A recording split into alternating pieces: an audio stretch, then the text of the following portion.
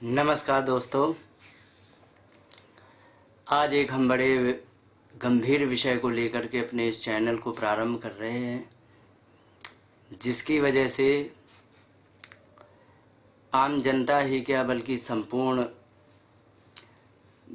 विश्व की जनता और सरकार, प्रत्येक देश की सरकार इस विषय को लेकर के बहुत परेशान है, जिसको हम कहते हैं बीमारी।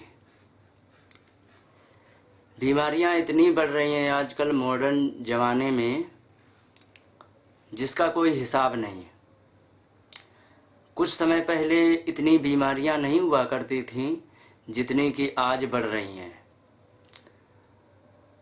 बीमारी बढ़ने का मुख्य विषय ये है कि हमारे द्वारा हुई कोई गलती,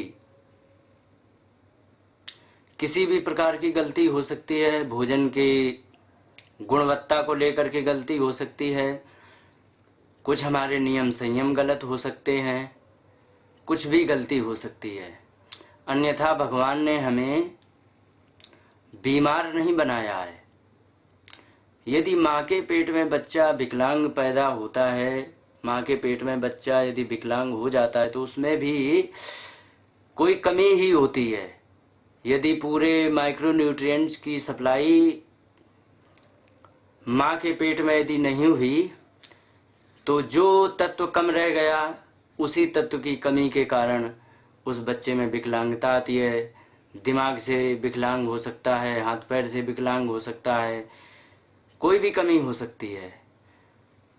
अगर जो माँ के पेट में भी पूरे माइक्रोन्यूट्रिएंट्स की सप्लाई हो जाए तो शायद ऐसा ना हो।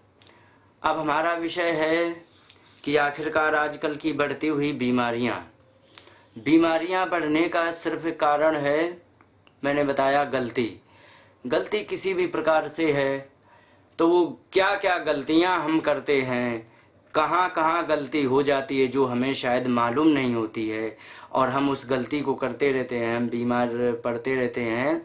तो उन विषयों को लेकर के मैंने कुछ इधर उधर से सीखा, कुछ इंटरनेट की सहायता से, कुछ मैंने पुराने ग्रंथों से, जैसे कि हमारे हाथ में ये है चरक संहिता। तो ये चरक संहिता आदि इनसे मैंने पढ़ करके जो सीखा वो आप लोगों को शेयर करने का एक विचार बना और मैं उस कार्य में लग गया। हो सकता है कि आप लोगों को यदि इसका पालन करेंगे तो ज़रूर लाभ होगा, और ऐसा यदि नियम से हम चल करके अपनी बीमारियों को दूर करें तो इससे लाभ ये होता है कि कहीं अस्पताल में नहीं जाना होता है, कहीं जाना नहीं होता, कोई खर्चा नहीं करना होता, कोई परेशानी नहीं होती।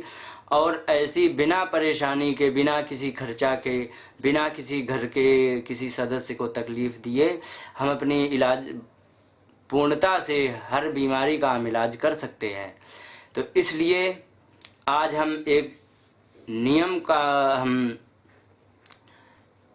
विश्लेषण करेंगे जो बहुत छोटा है लेकिन बहुत प्रभावकारी है।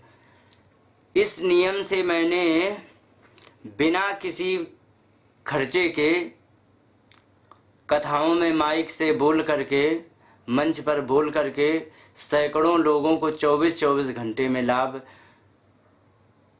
दिखाया। उन्होंने पालन किया और उनको लाभ हुआ।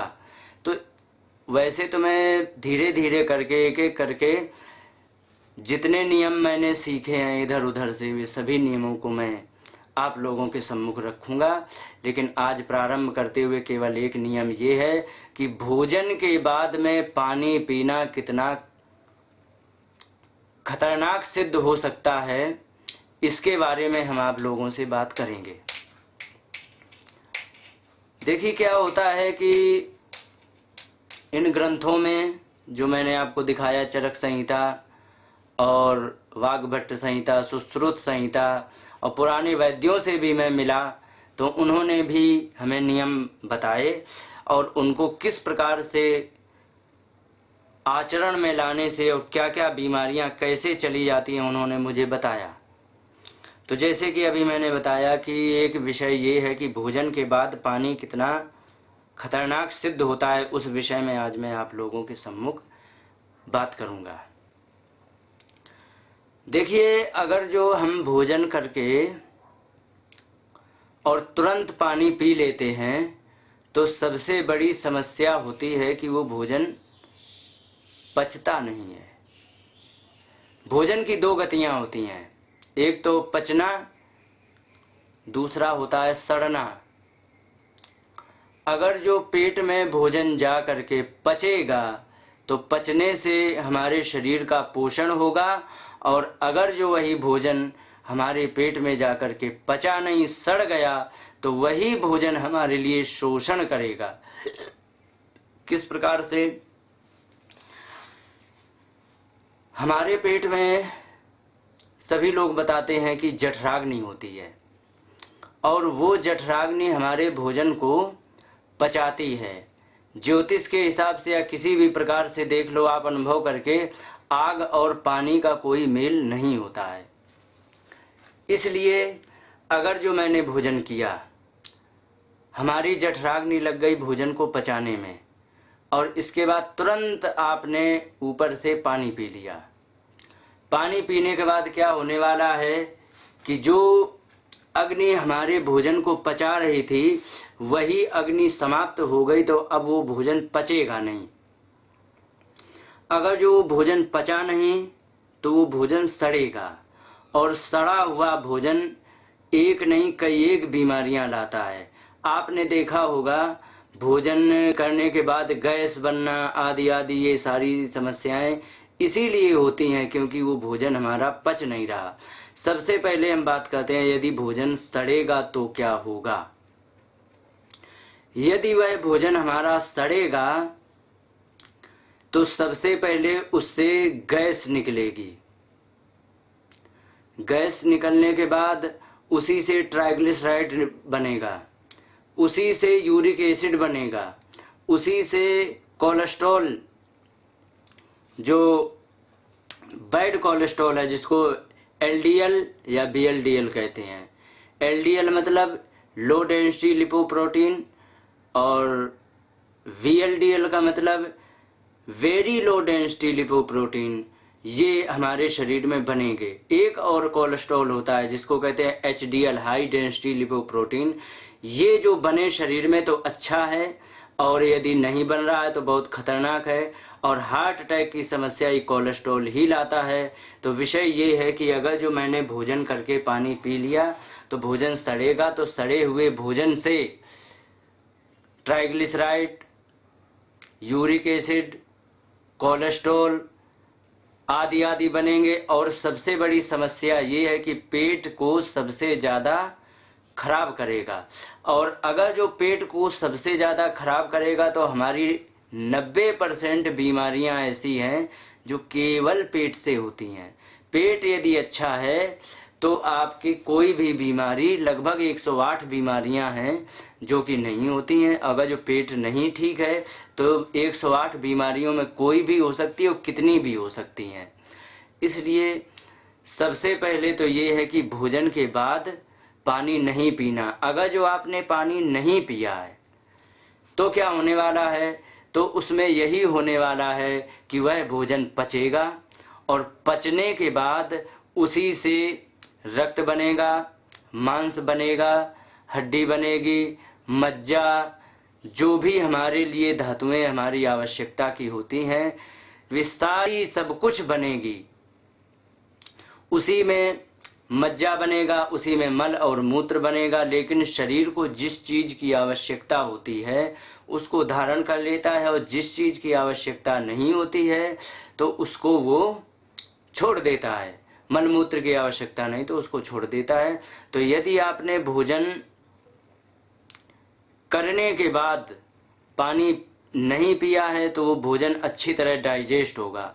अगर जो अच्छी तरह डाइजेस्ट होगा तो उससे गैस भी नहीं बनेगी, आपके पाचन तंत्र को बहुत अच्छा अनुभव आपको खुद हो जाएगा, और इससे कई एक बीमारियों से बचा जा सकता है। सबसे बड़ी बात यह है कि आपका मन प्रसन्न हो जाएगा, क्योंकि इसका कारण ये है कि यदि किसी भी व्यक्ति का पेट साफ अच्छी तरह नहीं होता है तो उसका मन प्रसन्न नहीं हो सकता, और यदि मन प्रसन्न नहीं है तो आपको मानसिक बीमारी भी हो सकती है, डिप्रेशन है आदि आदि कई एक बीमारियां हैं मानसिक, तो आपको मानसिक बीमारी भी हो सकती है।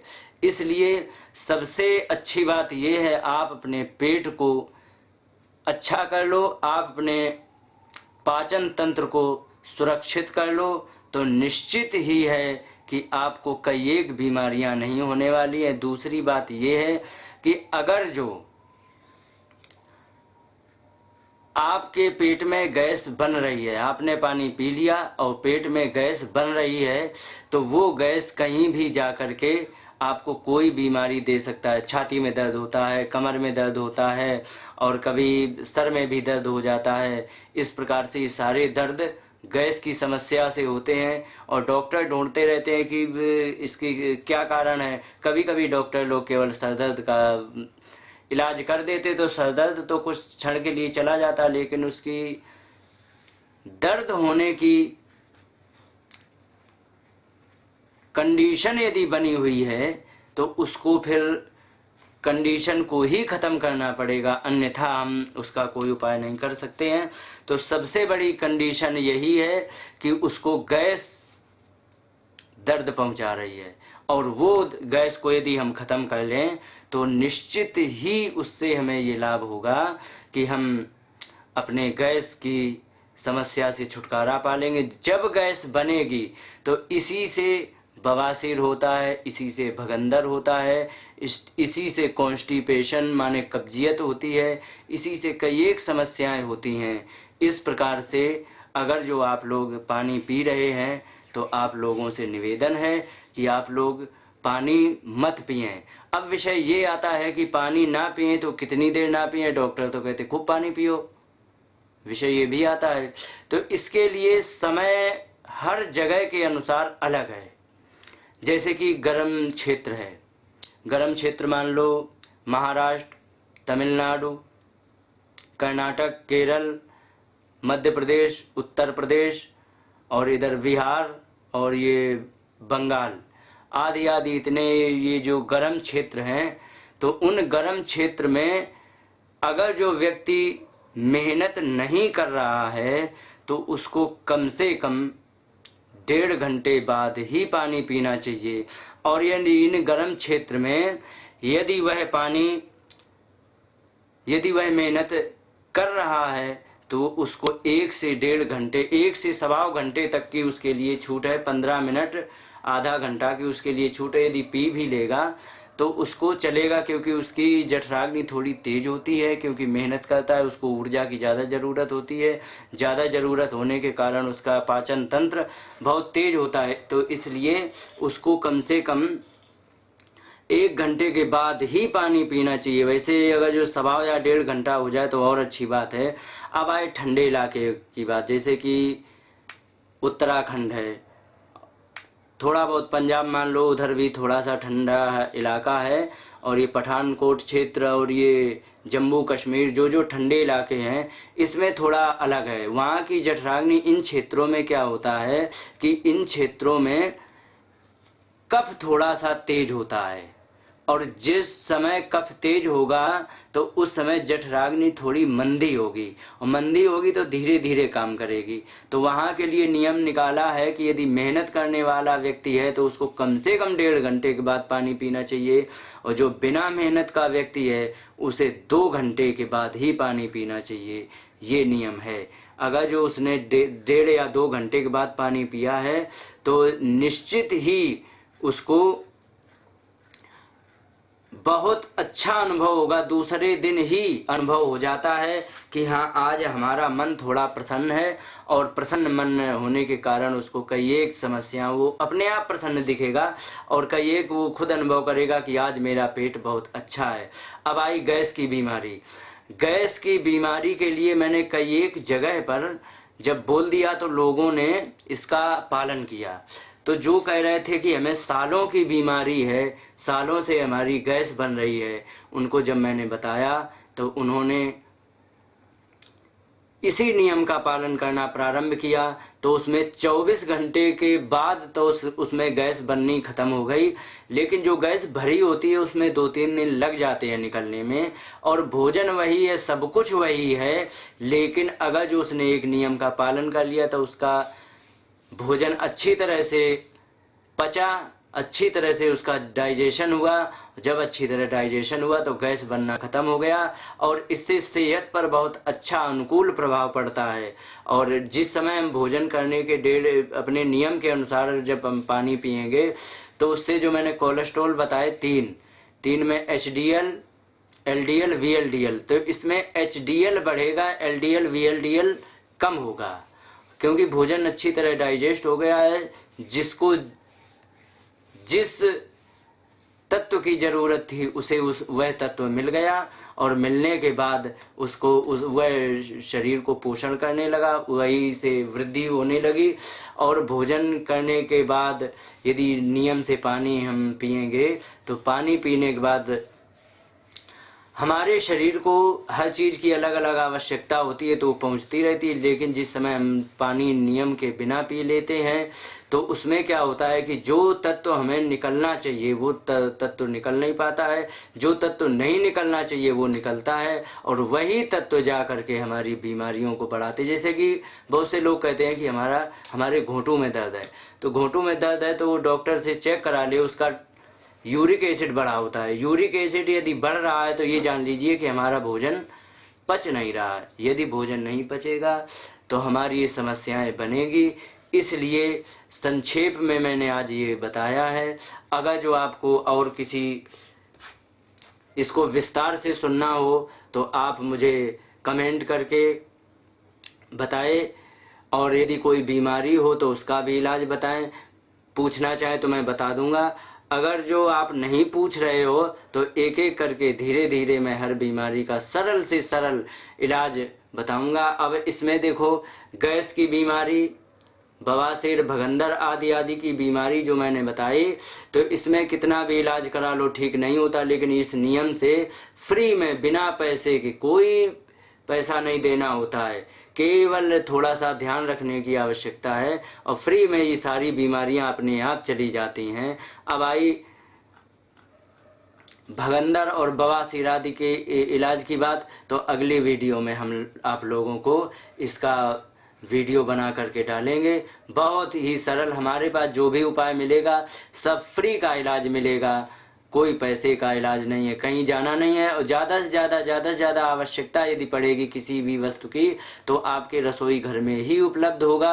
यदि रसोई घर में उपलब्ध नहीं है तो बहुत ज़्यादा आपके घर से 50 मीटर की दूरी पर तो मिल ही जाएगा, बस इससे अलावा और कुछ नहीं है। और इसी प्रकार से आप जानकारी लेने के लिए आप हमें कमेंट कर सकते हैं और कमेंट करके आप पूछ सकते हैं। मैं आपके समस्याओं का निदान अवश्य करूंगा, लेकिन हमारी शर्त यही होती है कि उसमें कोई पैसा नहीं लगता है, फ्री का इलाज होता है। इसमें विश्वास वाला धनी व्यक्ति लाभ उठाता है और गरीब व्यक्ति लाभ उठाता है, और इससे सभी लोगों को लाभ होता है। और ये सारी जानकारियाँ मैंने ये पुराने ग्रंथों से, चरक संहिता, वाग्भट संहिता, सुश्रुत संहिता और इधर उधर वैद्यों से मिलकर के इकट्ठे की है। सारी बातों को हम आप लोगों के समक्ष शेयर करेंगे और इसी के बाद अगले वीडियो के लिए प्रतीक्षा करें। आपको क्या आवश्यक है, क्या आपको बीमारी है, आप लिख करके भी बताएंगे तो बहुत सी बीमारियों का बिना पैसे का इलाज में 3-4 दिन में ही ठीक हो जाती हैं। ऐसे मैं आप लोगों की सेवा करता रहूँगा और आप लोगों के आशीर्वाद की कामना करते हुए नमस्कार।